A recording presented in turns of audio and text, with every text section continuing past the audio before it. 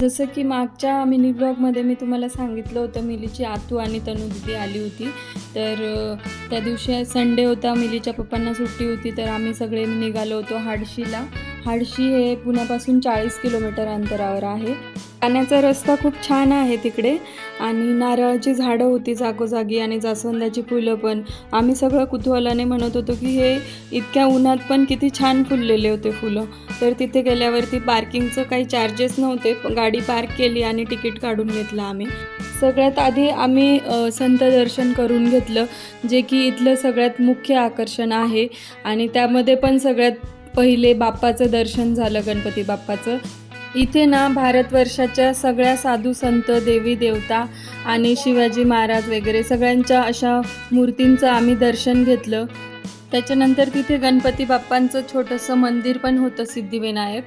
आणि अजून एक विठ्ठल रुक्मिणीचं पण मंदिर आहे तिथे मोठं. वन डे पिकनिकसाठी हे स्पॉट खूप छान आहे. आणि ही साईबाबांची मूर्ती बघा किती भव्य होती. आणि तसंच तिथे कोरीव कामांमध्ये खूप साऱ्या मूर्ती होत्या.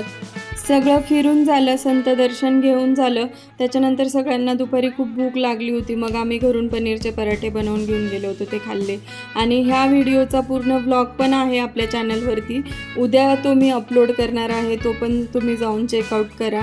तर तिथे एक ॲडव्हेंचर पार्क पण आहे, आम्ही बोटिंग पण केली.